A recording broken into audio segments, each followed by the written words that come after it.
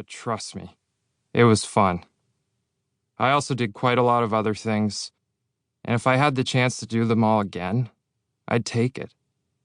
And yes, I miss the game since I walked away from it. I miss the roar of the crowd. I miss the sheer speed of life.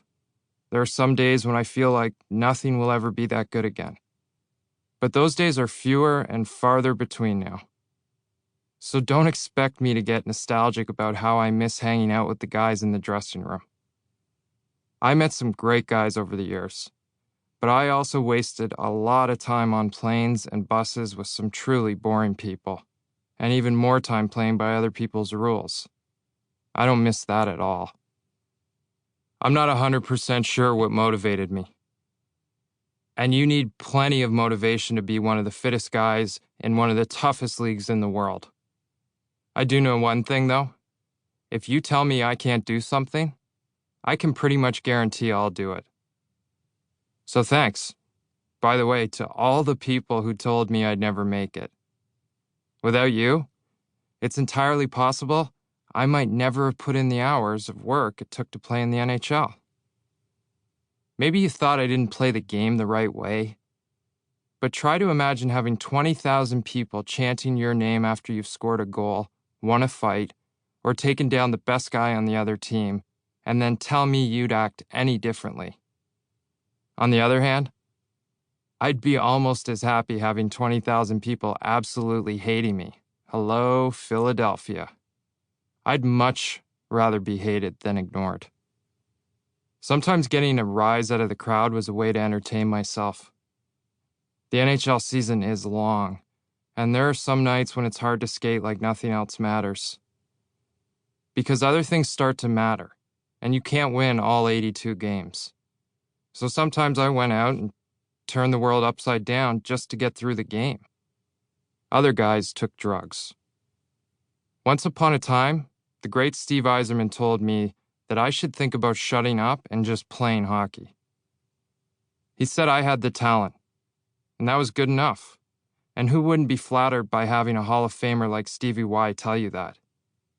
I didn't take Steve's advice because talent wasn't enough for me. I needed the adrenaline that constant conflict and sometimes chaos gave me.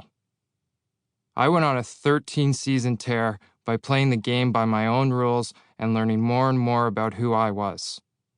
Along the way, I met so many interesting people and forged so many life-changing relationships that I think I might have had more fun than any guy who ever played in the NHL. Chapter 1. Last Chance. I wanted this since I was 5 years old. I'm now 21, and time is running out. Of course, looking back, I realized I had lots of time. But in September 2001, all I knew was that playing the game I loved more than anything in the NHL was the only option. There was no plan B. My heart is pounding. I am here to earn a spot on the Detroit Red Wings of the National Hockey League. The fact that people are already talking about this as one of the best teams in history isn't going to make things any easier. I'm going to have to take a job away from someone the Red Wings actually want on the roster. And they've already told me in several ways that they don't want me. This is my third crack at making the NHL. I've already played 2 seasons in the minors. Every year, a new bunch of rookies shows up, diminishing my odds. When I look around at the guys in camp, or when lying awake in bed last night, I have to ask whether I am good enough. I'm not an idiot. I know most people would say no. The Red Wings already said no. I had been good enough once. As a kid, I played for an all-Ontario rep team. By the way, that's a big deal. In my last year of junior hockey, I had 28 goals and 56 assists for 85 points in 55 games. To put it in perspective, my fellow OHL player Jason Spezza had 36 goals and 50 assists and 86 points for the Windsor Spitfires in his best junior season.